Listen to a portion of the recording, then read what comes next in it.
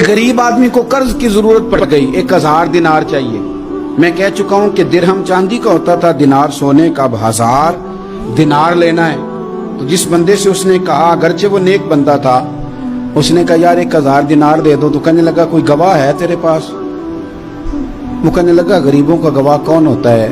हाँ एक गवाह है। कहा कौन? का मेरा रब, वो तेरे और मेरे बीच गवाह है। उसने कहा कोई कफील, अगर तू पैसे ना दे सके तो वो बाद में दे दे, या तुझे कुछ हो जाए तो वो दे दे। उसने कहा कफील भी मेरा अल्लाह ही है।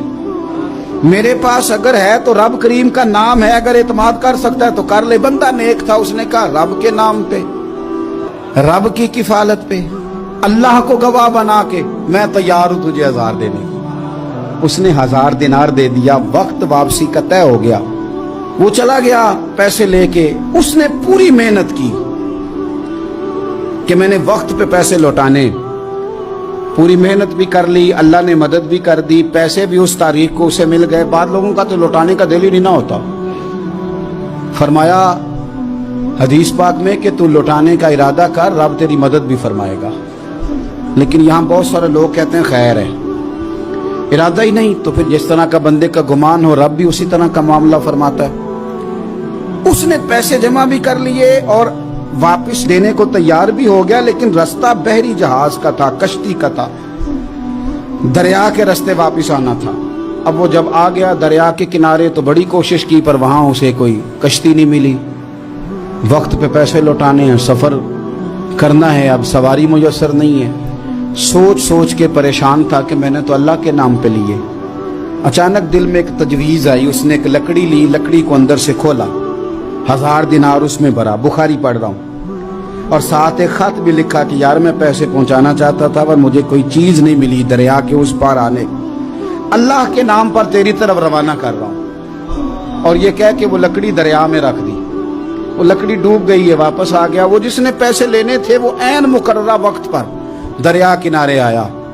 सुबह से सरे शाम तक उसने इंतजार किया। दिल ढलने लगा तो दिल में ख्याल आ गया कि यार नहीं, उसने देने ही नहीं, झूठा वादा कर गया, पहुंचा ही नहीं वक्त पे।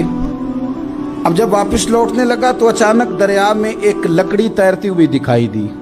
कहने लगा ले जाता हूं, शाम को रोटियां पकाने के काम आएगी, ईंधन बना के जला लूंगा, हंडिया पक जाएगी। लकड़ी उठा के जलाने के लिए घर लाया। गुमान था कि वो नहीं आया वादा करके, अल्लाह को कफील और वकील बना के और गवाह बना के फिर भी नहीं आया।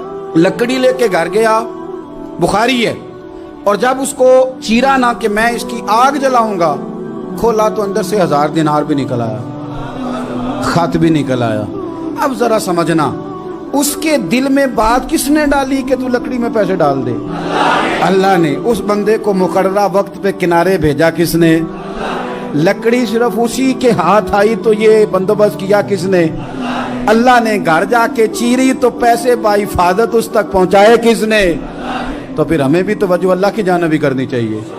हमारे पे दिल की तवज्जो रब की तरफ ही होनी चाहिए ना। हमें इधर उधर जाने की, देखने की, बंदों पर गौर करने की जरूरत क्या है? वो पैसे पहुंच गए, ये वहां अपनी जगह पे परेशान था। इसने 1000 दिनार और जमा किया। फिर दोबारा एक दिन दरिया किनारे आया, कश्ती मिल गई, बैठ के अपने उस भाई के पास आया। कहने लगा देखना मुझ पर बदगुमान ना होना, पैसे उस तारीख को भी जमा कर लिए थे। दरिया पे आया था पर कश्ती नहीं मिली थी।